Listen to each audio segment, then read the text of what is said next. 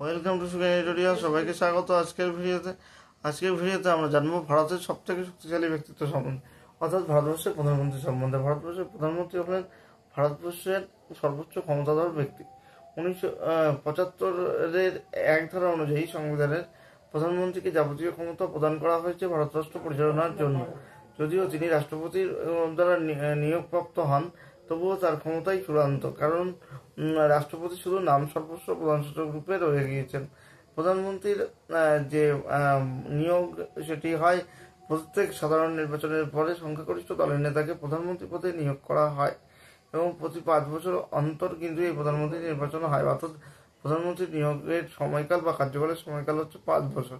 প্রধানমন্ত্রী পদে যিনি বসেন তিনি হচ্ছেন সংখ্যাগরিষ্ঠ দলের নেতা রূপে লোকসভায় দায়িত্ব পালন করেন এবং মন্ত্রিপরিষদের প্রধান রূপে মন্ত্রিপরিষদেও কিন্তু তার দায়িত্ব পালন করে থাকেন। এছাড়া মন্ত্রিপরিষদে তার এই যে কার্যকলাপ, সেই কার্যকলাপের জন্য তিনি নিজেই দায়ী থাকেন এবং অন্যান্য যে তার দলের সদস্যরা আছে তাদের নিয়ন্ত্রণ করবার এবং বিল পাস করানো এবং অন্যান্য লোকসভার কাজ যাতে সঠিকভাবে পরিচালিত হয় সেটিও দেখাও তার দায়িত্বের মধ্যে পড়ে। ভারত রাষ্ট্রের প্রধান হিসেবে তিনি 50,000 টাকা বেতন, 1 লক্ষ টাকা অন্যান্য সুবিধা পেয়ে থাকেন। এছাড়া অন্যান্য উচ্চ পর্যায়ের সিকিউরিটি ব্যবস্থা তার জন্য করা হয়ে থাকে।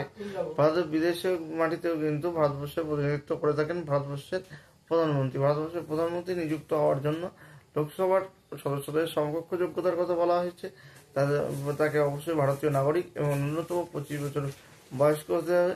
ভারতের প্রধানমন্ত্রী এর পদচ্যুতি সময়ের আগে ঘটানো যায় না যতক্ষণ না পর্যন্ত তার প্রতি অনাস্থা প্রস্তাব লোকসভায় পাশ হয়। যদি অনাস্থা পাশ হয় তাহলে প্রধানমন্ত্রী পদত্যাগ করতে বাধ্য থাকেন এবং সেই সঙ্গে মন্ত্রিপরিষদও পদত্যাগ করে। কোনো ব্যক্তি লোকসভা নির্বাচনে না লড়েও প্রধানমন্ত্রী হতে পারেন। সেই ক্ষেত্রে 6 মাসের মধ্যে তাকে নির্বাচনে প্রতিদ্বন্দ্বিতা করে নিজের আসনটিকে সুরক্ষিত করতে হবে, তবেই তিনি প্রধানমন্ত্রী পদে থাকতে পারবেন। এছাড়া মন্ত্রী পরিষদের প্রধান রূপে তিনি মন্ত্রী পরিষদের যাবতীয় দায়িত্ব এবং যাবতীয় কমিটির চেয়ারম্যান হিসাবে কার্যকলাপ পরিচালনা করে থাকেন।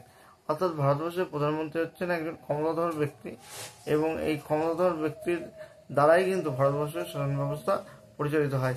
তাই ভারতবর্ষের প্রকৃত শাসক হচ্ছেন ভারতের প্রধানমন্ত্রী। এই আলোচনাটি তোমাদের কেমন লাগলো অবশ্যই লাইক, কমেন্ট, সাবস্ক্রাইব করে জানিও। পাশে থেকো এবং দেখতে থাকো সুগেন এডিটোরিয়াল।